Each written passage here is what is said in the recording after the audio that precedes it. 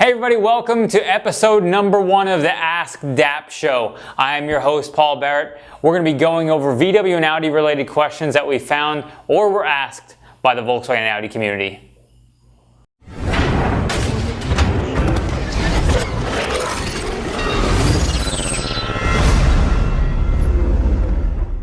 Gabriel K. via email asks, I drive a 2006 Volkswagen GLI, which has a 2.0T FSI motor. My car has a banjo bolt style fuel line to the high pressure fuel pump. I have heard the OEM conversion costs about $400. Couldn't I just find a barb fitting and cut off the banjo bolt end of the line and attach a fuel line to it?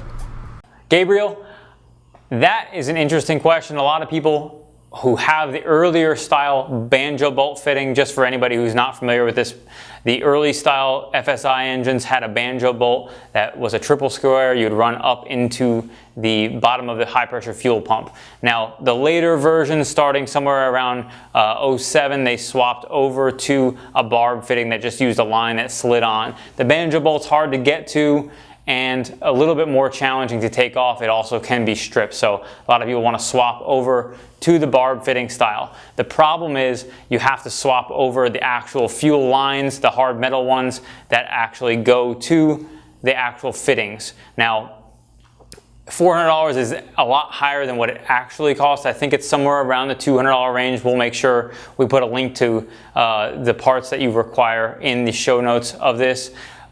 But cutting it off and using another fitting on it is probably not a good idea.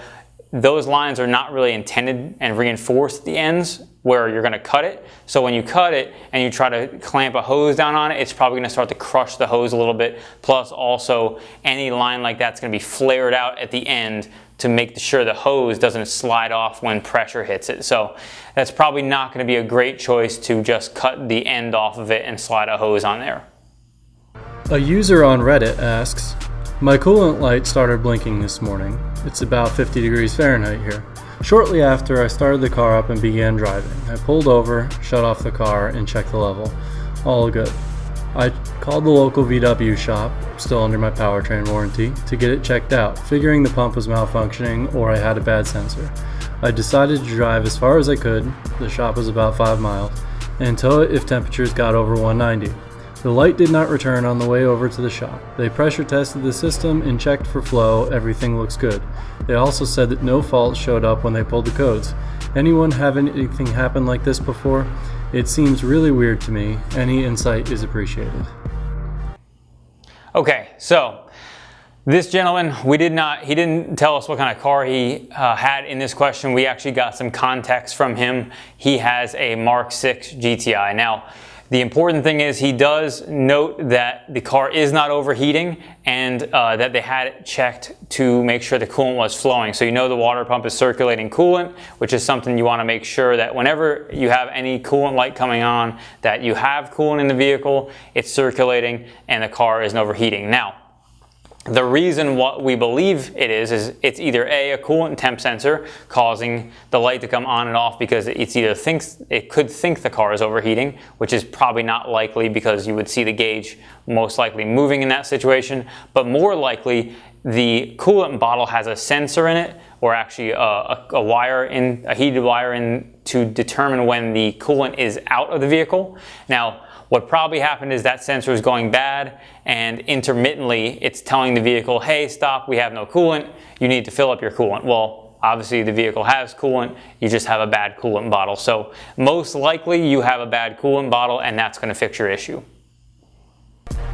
A user on VW Vortex asks, hey guys, I need some help diagnosing an issue with my 2012 GTI. It's got 39,000 miles on its stage 2 Unitronic tune. So I was driving like an idiot coming home one night and I jumped a set of train tracks, bent my plastics a little, and when I cranked my car the next day, the CEL was on. I noticed my intake was much noisier than usual. My buddy checked the code and said I needed a new mass airflow sensor. We replaced it and the CEL came back on within 20 minutes of replacing the sensor.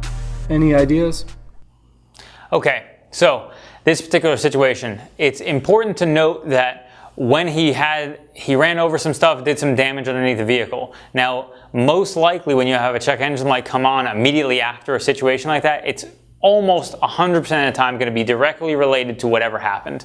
So in that situation, the first thing you should always do is get under the vehicle and say, okay, is there anything damaged under there that could be causing this issue? The second thing, most importantly, he makes a note that his intake sounds differently. Now, what I believe that is because he has a leak or a cracked pipe that happened when he hit underneath the vehicle. Probably one of the boost pipes is either cracked or blown off. So the reason why his buddy told him he needs a mass airflow sensor, most likely if you pull up the fault codes in the vehicle, he doesn't note which ones are in the vehicle, but most likely it'll be a lean fault, which would say bank 1 system too lean or something to that effect, which would lead you to believe that a potential mass airflow sensor problem. Obviously in this situation he replaced it, didn't fix the problem. It's really because he probably has a boost leak and he needs to check all the boost hoses underneath the vehicle. Okay, that concludes episode number 1 of the askDAP show. If you have any questions for us, you can send us an email, info@shopdap.com. Make sure you put in the subject line askDAP. Also, you can use any form of social media and use hashtag askDAP to ask a question as well. Instagram, Twitter, shoot us an email. We'll be glad to answer your question.